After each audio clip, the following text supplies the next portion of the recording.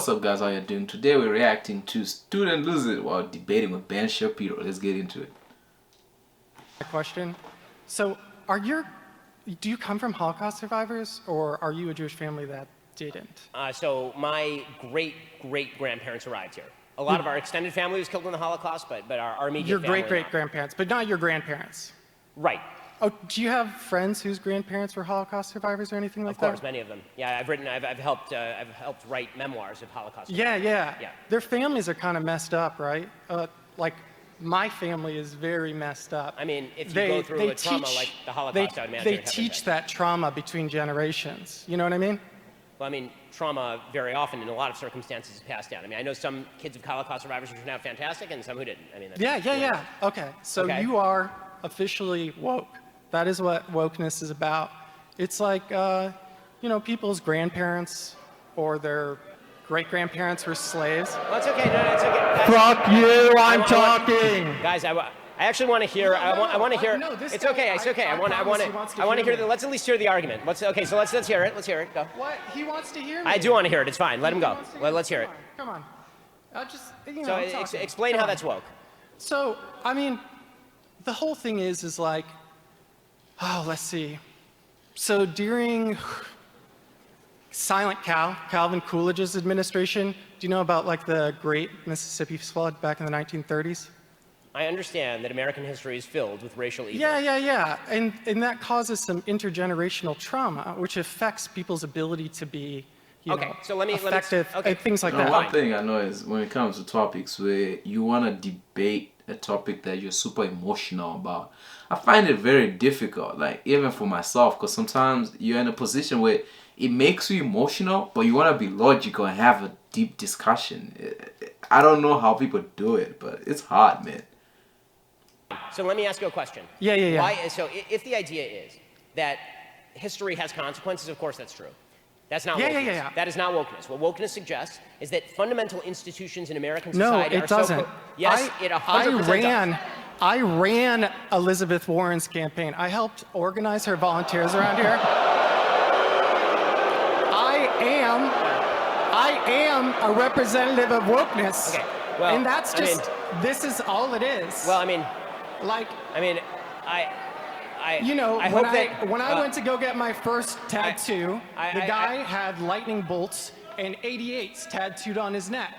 And as a Jewish person, that's really messed up. It's basically a threat. There are racist people who exist. The argument that you're making, and I'm going to close with this because this is going in weird directions, and I don't really want to. No, it's not I don't really want to get. Just hold up a second. I let you get out your arguments, and now it's time for me to respond because I let you say the full argument. I'll let you respond, but no, not but. Now's my turn.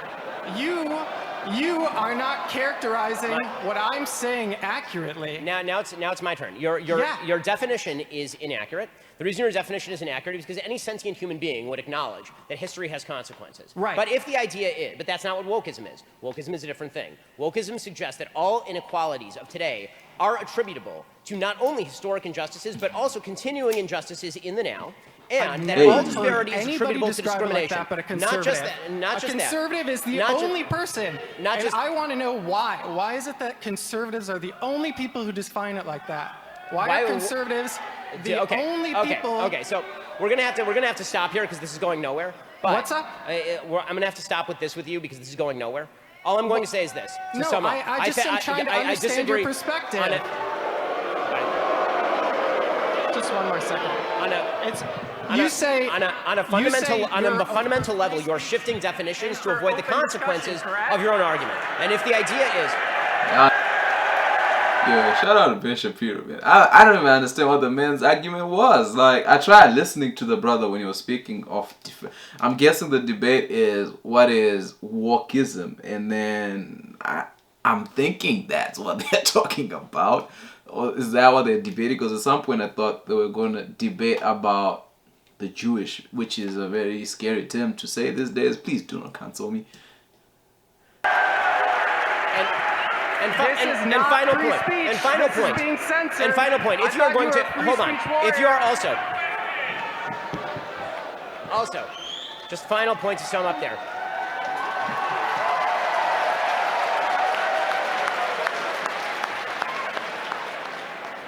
final point to I can follow that. Yeah, but, I just want to make, honestly, Go ahead. I want to make one final point to sum up there. If the idea is that traumas of the past invariably bleed down into the present, that does not explain why certain groups that have been historically not only marginalized but slaughtered in mass genocide are some of the most successful groups in our society. So if the idea is...